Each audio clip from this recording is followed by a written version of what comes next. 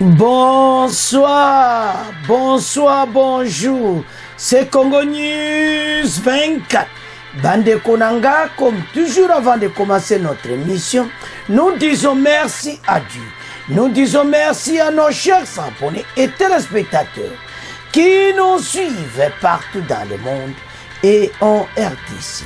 Bande Konanga, soyez les bienvenus. À la une, chers téléspectateurs, on va commencer cette émission Bandeko en direct de Paris. Et Paiwapi, Fachi, Aïndi Simabe. Fachi conditionne Bandeko rencontre Kagame. Alors bien, le vrai agresseur, le vrai criminel, c'est Kagame. Fachi conditionne. Makamboza minene Bandeko.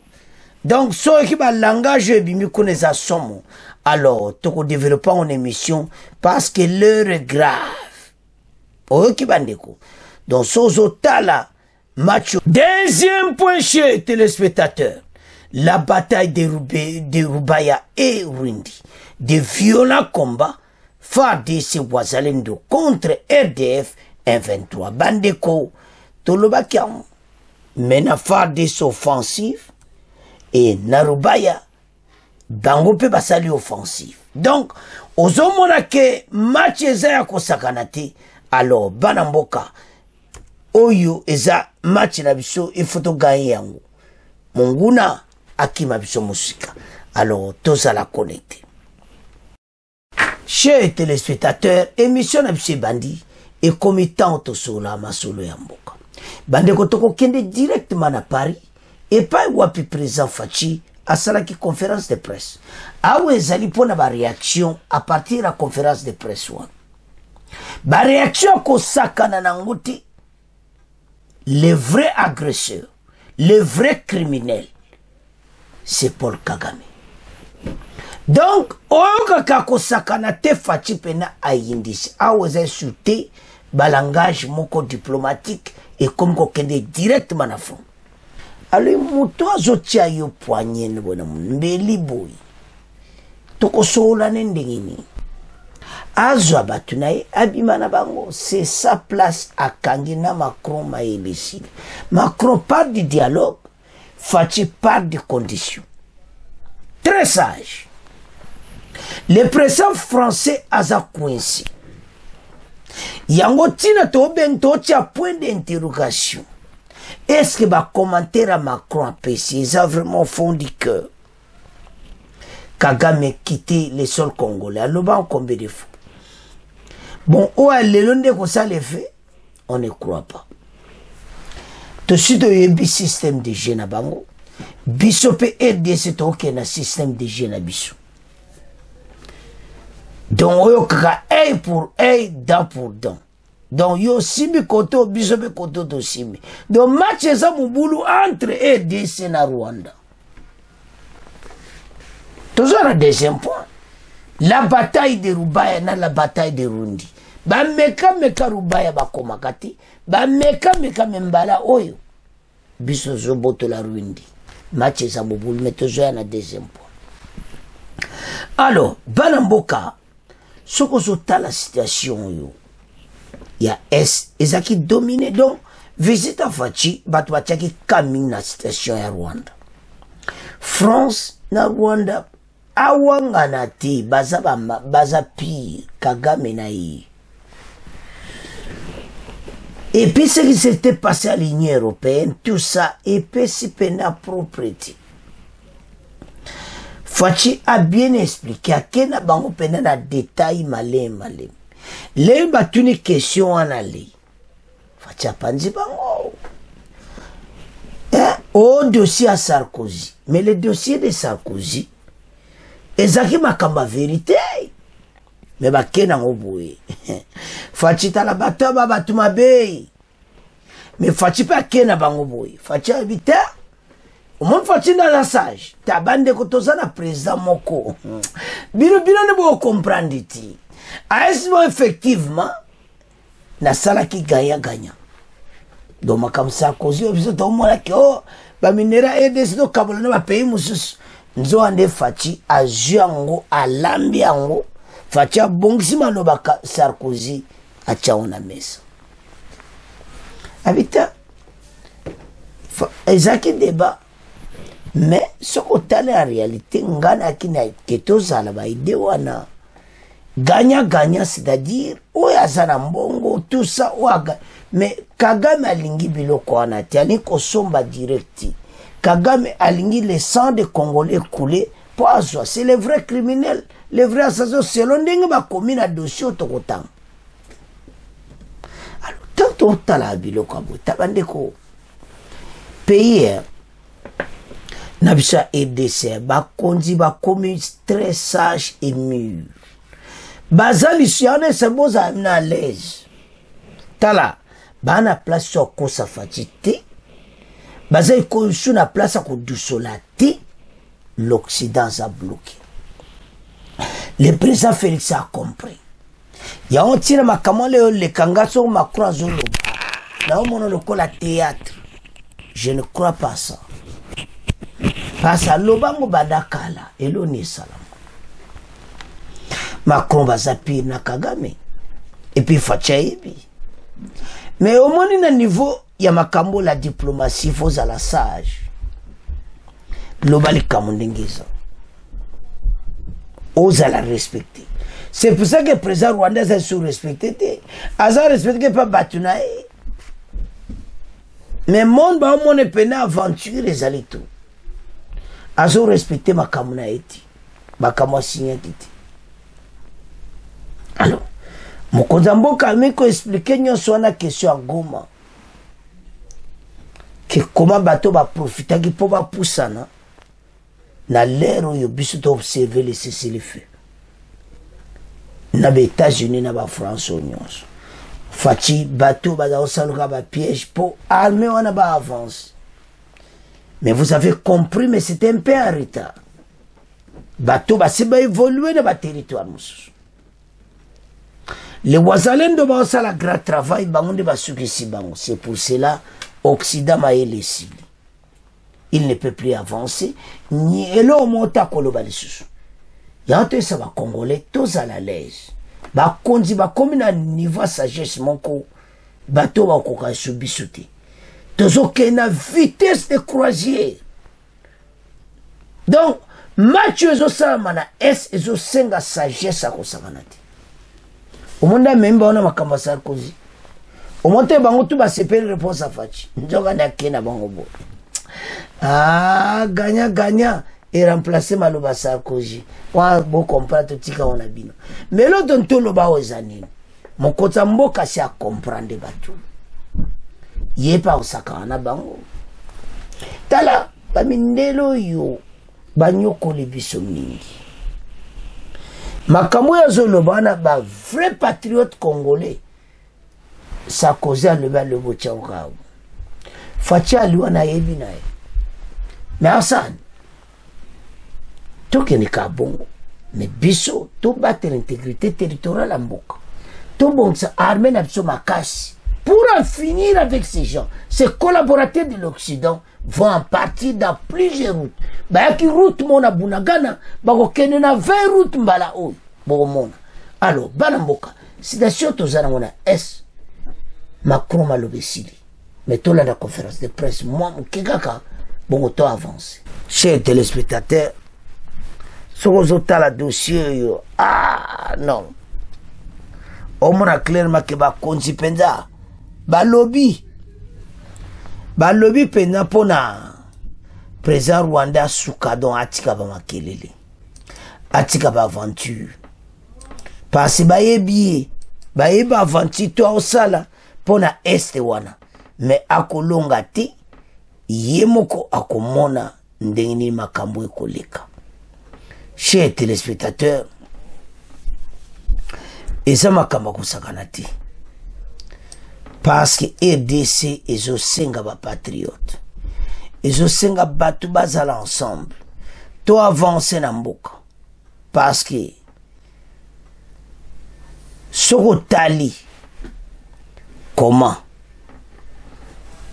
Fatia Lobaki kuna que tata oyaza vrai agresseur donc c'est un criminel ça suffit. Donc, à affronter sur la scène internationale, parce que tant que Zoloba on a maintenant, à Zoloba monde des Zolanda, conférence de presse one. À ça qui intervient et pas Balmont, a lancé message fort à l'encontre du président rwandais.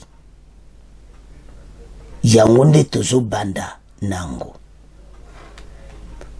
Bandeko, première partie oyo, à le salaki interview oyo en Allemagne. L'air en France a payé ses conditions. Le vrai agresseur, le vrai criminel, c'est Paul Kagame. Wana na Allemagne. Osomona bandeko nangai.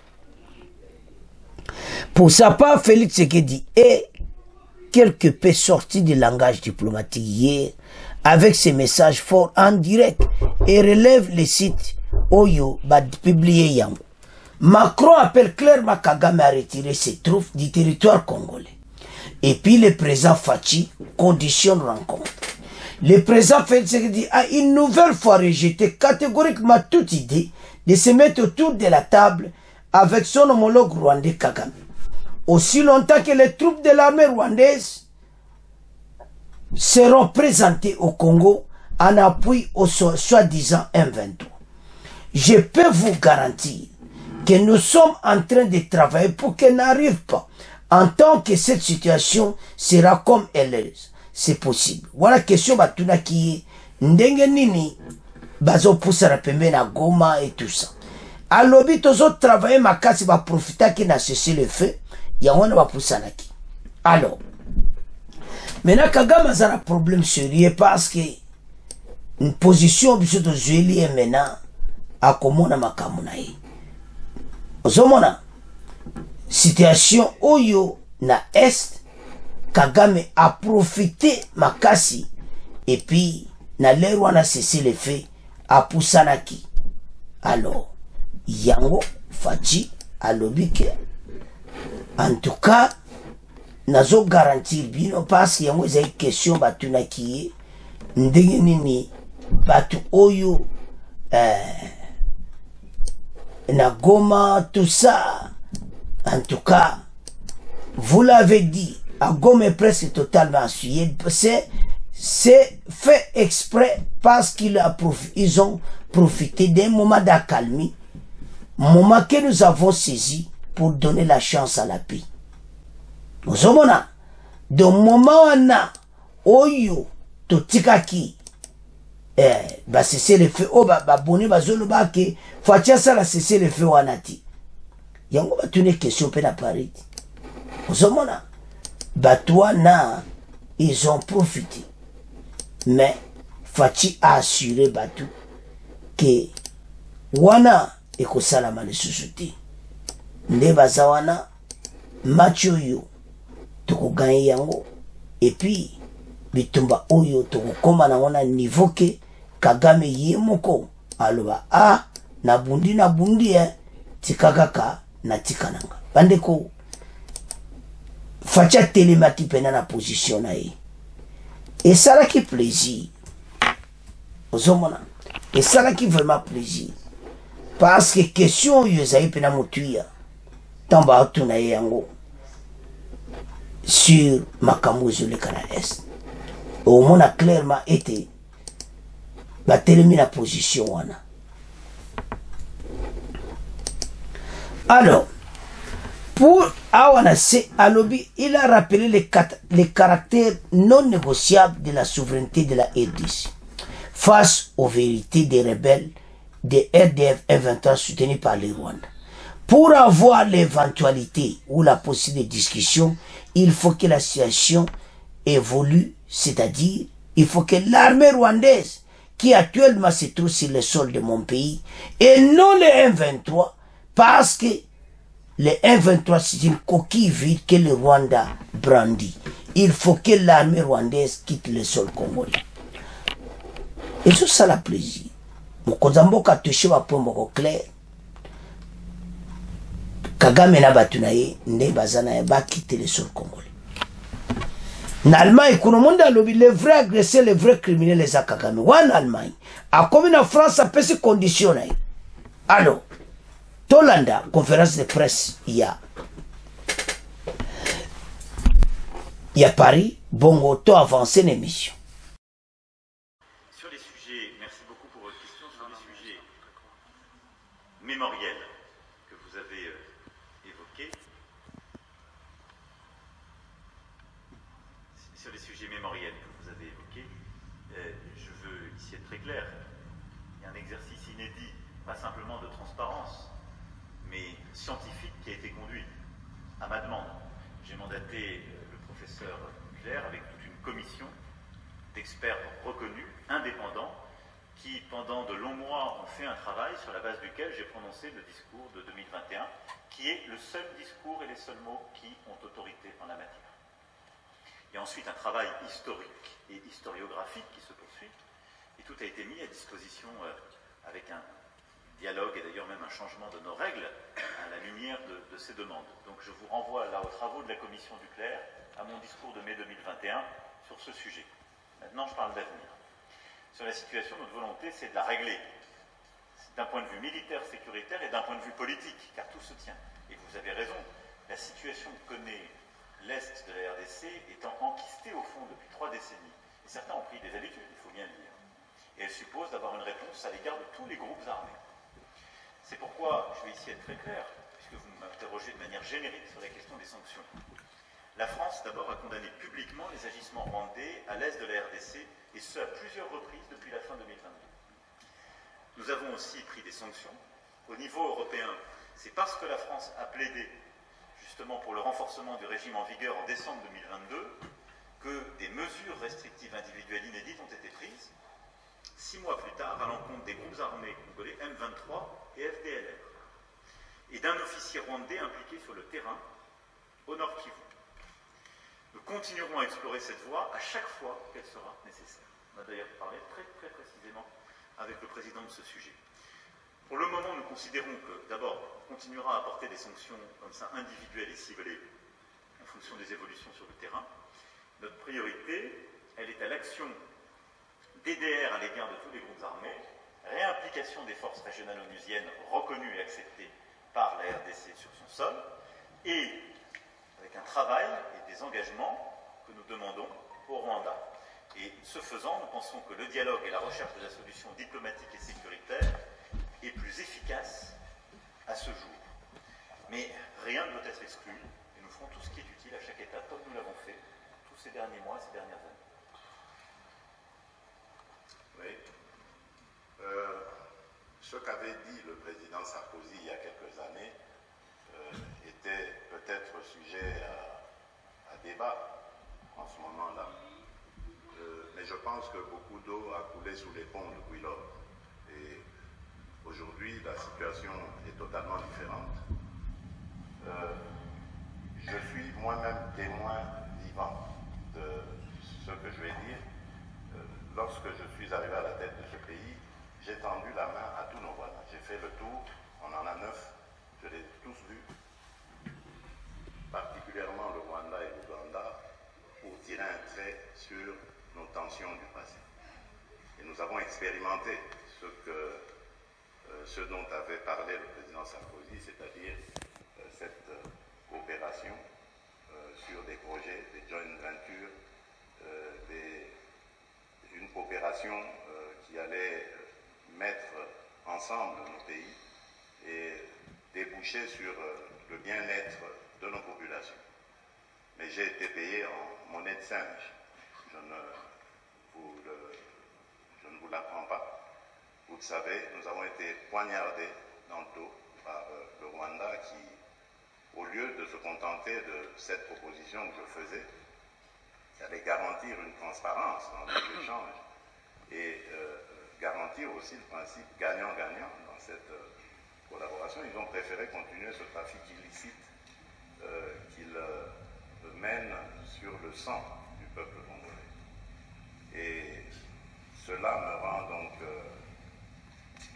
plus réfractaire à l'idée de pouvoir rééditer cette expérience. En tout cas, du moins, tant que sera à la tête de ce pays le président Kagame.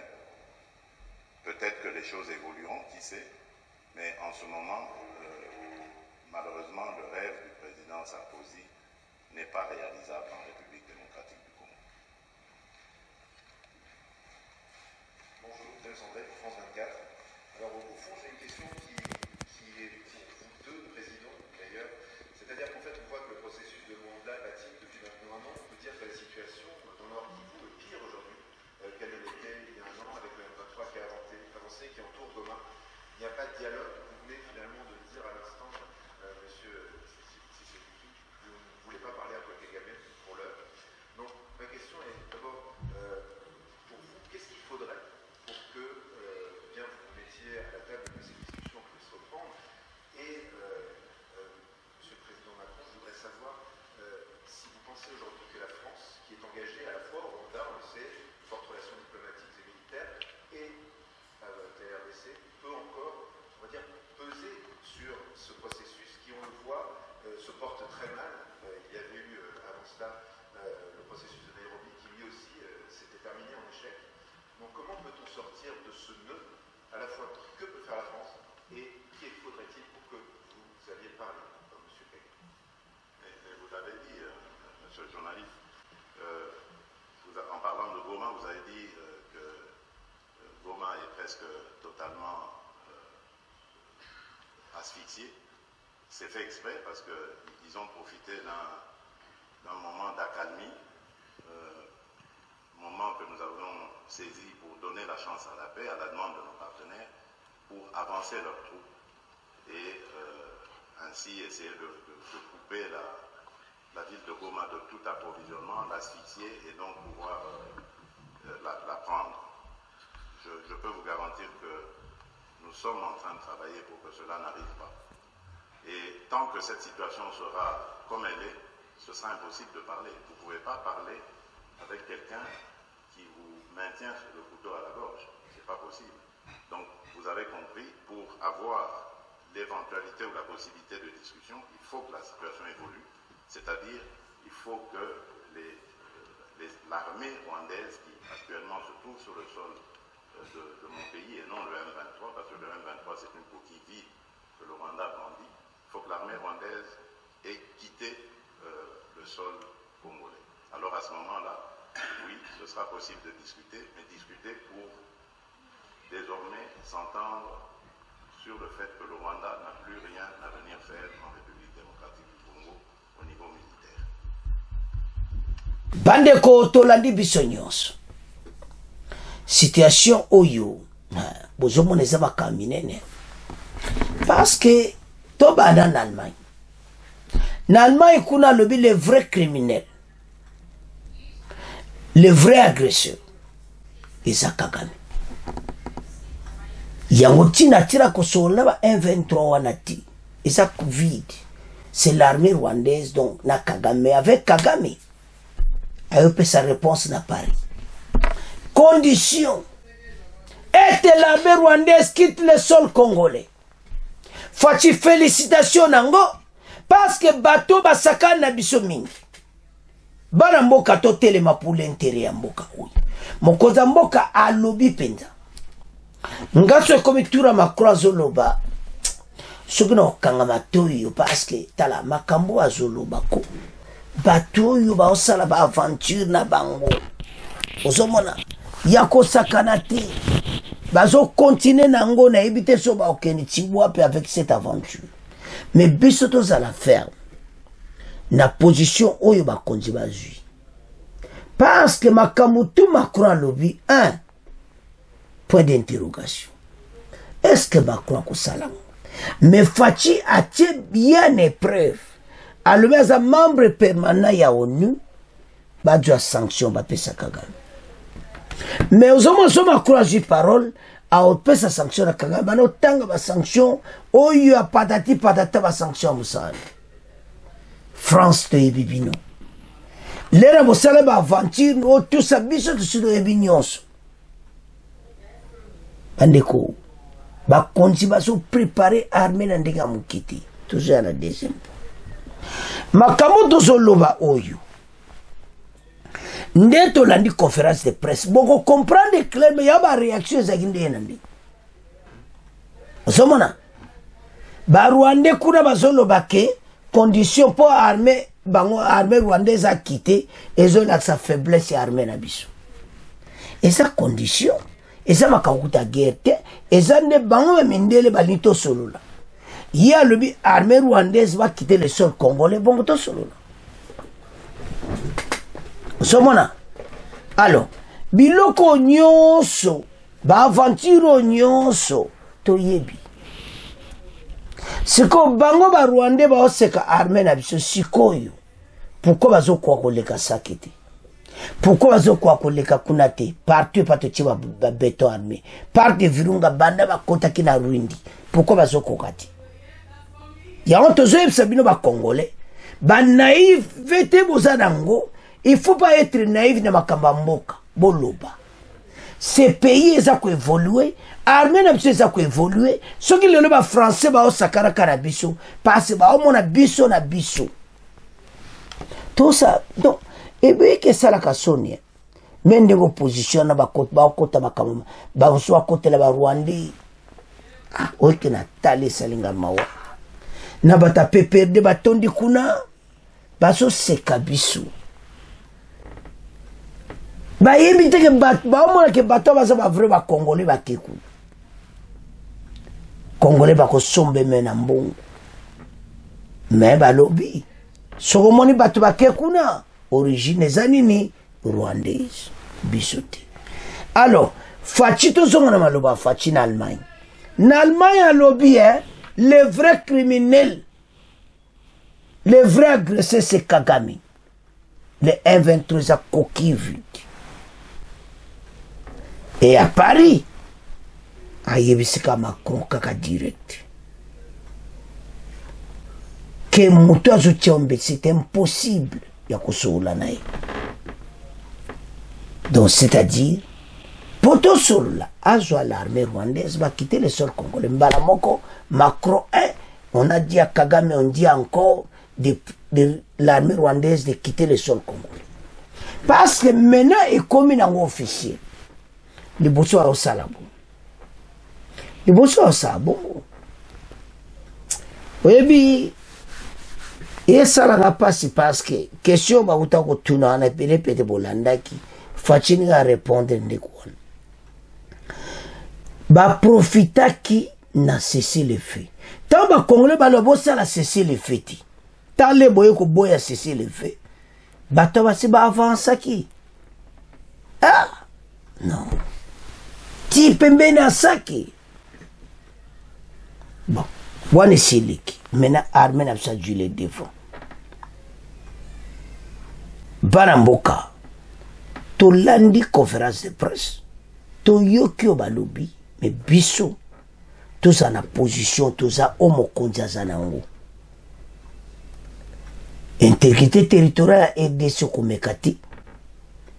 Et puis, condition en etikali, accord à Luanda, au yemo makrozo kumisa, Lorenzo, et ça wana tout à l'année ba okena ba wali bitumbati biso to sito boy makambo wana faire de ça azo lancer offensive to ko tiela ne peut beaucoup yoka et ça makambo eza réalité photo ke nango bongo alors bana mboka to komotika dossier à Paris na maboko na bino to komoke na deuxième point. Deuxième point, oyo, Ezak Fardé Sazo récupéré Rwindi. À l'ancien offensive, yo banda ce week-end, lelo, baza bitumba pour récupérer Rwindi. Et logo nini bango va sali armée rwandaise, tant to osala kuna bitumba, mbala mo koto yo, ba keiku Rubaya. Ba attaquer Rubaya, ba kota na Rubaya. Mais connaissez un problème. Ba wazalendo bazo tala nana bango na ngomba boy. Ba lancer ba lancer. Ndenge guerre pende zalaka. Ba mwe ba poussa nezati. doto comprendre sima wa wazalendo armée na biso baza wana parce que ceux qui bazui Rubaya c'est un grand problème tokosala perte économique makosakanati parce que peu près 60% na biso à côté zouta Rubaya bon comprendre siko que Kagame azwa Rubaya tokotanga na émission bokoyoka match eza ya kosakanati. Et ce qui est bien, eza assaut FARDC offensif à lancer sur Rundi. Donc ya kosakanati pona ko récupérer côté wana. Osomona, donc il faut côté wana nyonso ko récupérer. Maintenant peuple belé oyo baza côté wana tout baza bloqué parce que mutu akotati oyo kaka la bataille de Rundi ezosalama somona. Alors sikoyo bavichumi bakote wana nyonso tozo récupérer yango. Alors FARDC en tout cas boulot kitoko mais loko tozo lobezaki faut to supporter armée bato wana nyonso bakite bake kuna boyebe te tokogaye bitumba oyo mais totelema pour l'intérêt de la nation tozala sima FARDC. Alors sans plus tarder tokende maintenant na Nord Kivu. Chers téléspectateurs, la bataille de Rubaya et de Rundi, violent combat FARDC wazalendo contre RDF 123. Donc yako sakanati. Et ce combat, tout ça clair qu'il faut tout gagner bitumba. Quel que soit, il faut pena biso tozala ba vainqueur bitumba. Et ça combat moko ko sakanati. Parce que tous en face ennemi penda Kagame et ses hommes batelemi. Mais nous allons arriver. Clairon to pesi na batunaye eza tozo bombarder bango ba bombardement zo salama et puis bazo vivre yango balinga te bazo vivre yango. Ça c'est notre pays. Au nord Kivu to banan na Rubaya après tokuya na la bataille de Rundi Vichumbi bakote wana nyonso. Au nord Kivu, de nouveaux combats opposent depuis le matin de ce mardi 30 avril les RDF 123 et les réservistes wazalendo FARDC. Donc makambo eza ya kosakana na ngoti à Karuba, Rubaya et aux environs dans les territoires de Massissi. Selon les sources de la société civile locale, le RDF 123 est à l'initiative des combats en lançant l'offensive contre les différentes positions de Wazalendo. Ces derniers contiennent l'attaque selon les mêmes sources. Donc, les populations civiles sont prises en étau car des détonations d'armes lourdes et légères se font entendre dans plusieurs coins de Rubaya, empêchant toute sortie de la cité.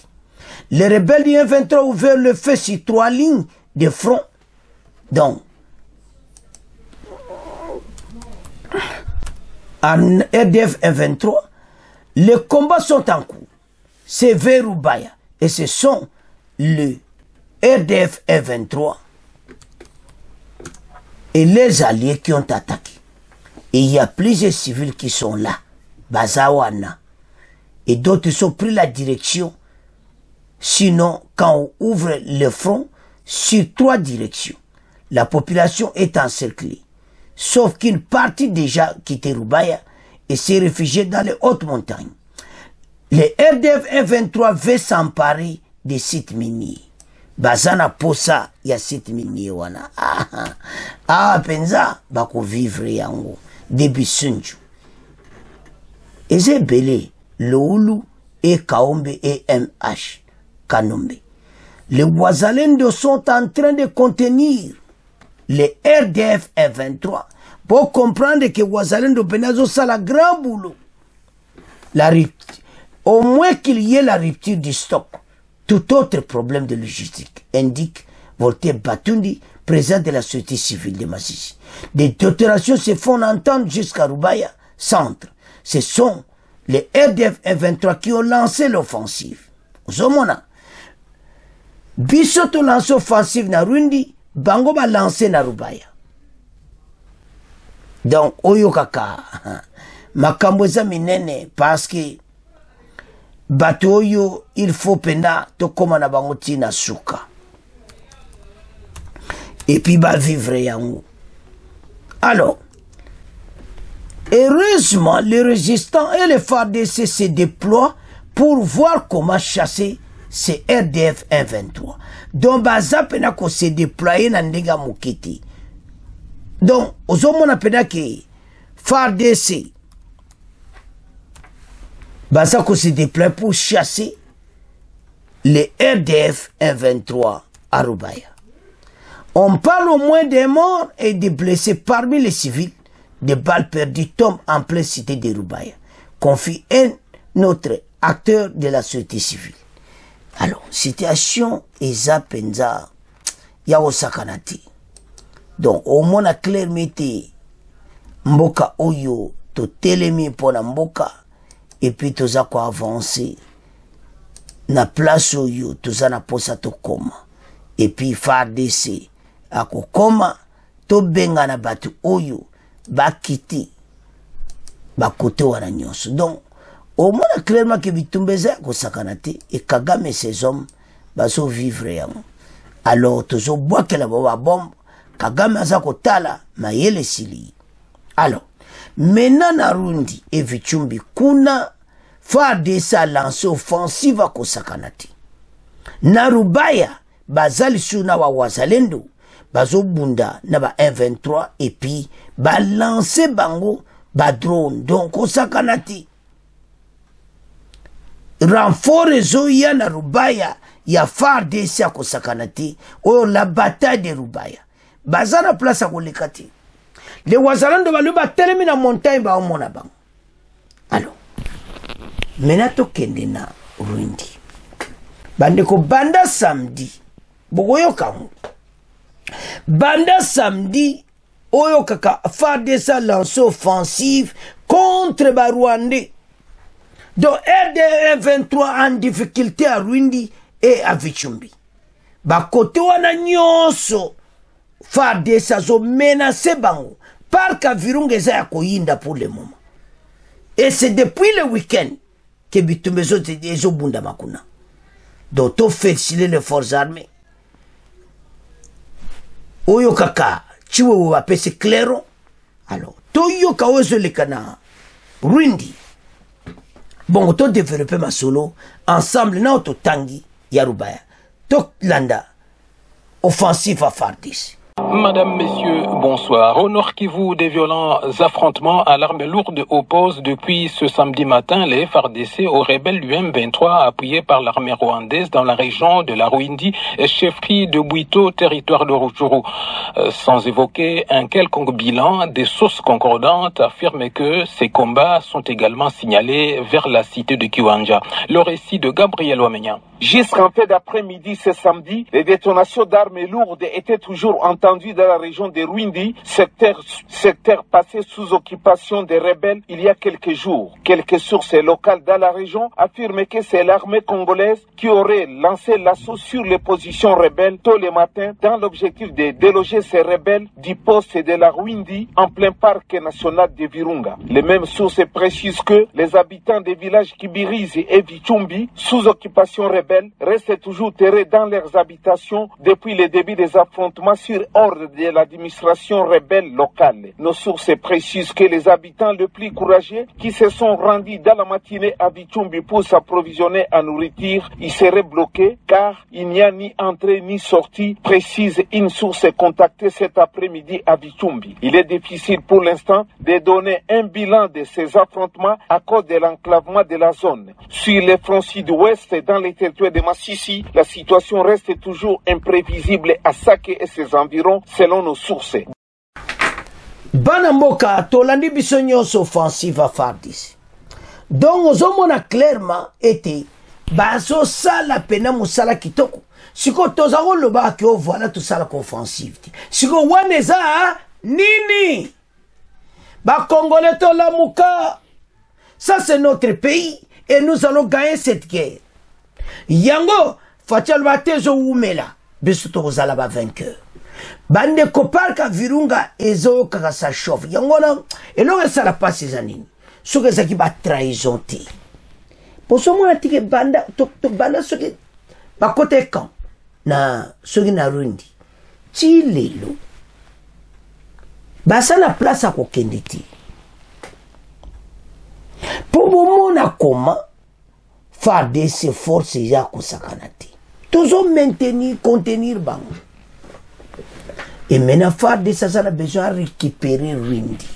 Offensive moko kosakana te. Soto récupérer kaka Rundi vichumbi. Bango mo bakotika. To aliawa.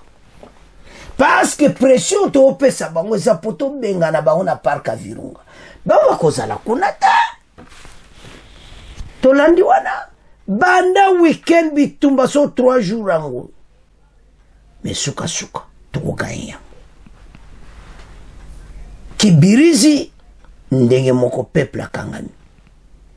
Donc côté wana nyonso ezaka bitumba na bitumba parce que bango bazalaki na kibirizi to bengani bango mais bazaka kozala ntura kibirizi.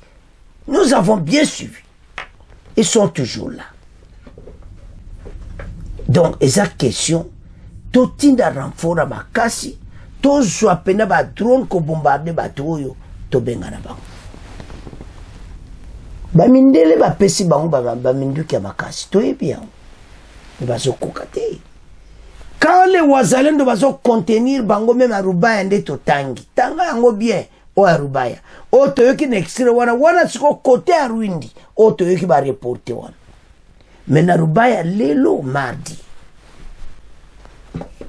Donc oyo kaka guerre kosakana ti. Do FARDC azo yaka na renfort kosakana ti na rubaya. Baza wana bazo vivre yango. Et loko ako déployer ba drone même Sukhoi bo déployer. Tala ba nina sol air ba missile monsieur ezango pe ezare loko te. Banda ba bana ko tirer yango ilo ni ba tirer. To le combien de fois to bombarder bon. Do ba aventure batu oyo. Pour ni to bombarder bango to gaye bitumate. Parce seule voie auto gaye bitumbo bien contre bango za ko bombarder bango. C'est ce qui va se passer. Alors, maintenant FARDC ça se contenir très très bien. Ba drone ils a très bien vendu. Drone mon côté ba ko ici. Mais biso de quoi ça qui a bango. Passe na ces années. Toujours qu'il y a une victoire qui toko toujours bunda. Mais ba trahison na katia edisi. Batu musuna kisasa sona tali au sale au loba la TV. Et ça ma. Mais ba Congolais mususu azo des informations na bi au milieu du village na makamba Rwanda oyo. Na Ukraine etika kusalamati. Ba Ukrainien ba journaliste ba olo ba pona mboka na bango media esali musala kitoko biso lekto telema ensemble to lo ba pona mboka pona bitumbo za na est mais il y a toujours des traîtres même ba lupanzi sango ba traître bili et le zozanga olo ba ki FARDC sa osalo offensive de to lobiwan eza makamba vérité kako FARDC vous êtes là pour critiquer votre armée. Et c'est ok. Nous avons qu'une seule armée.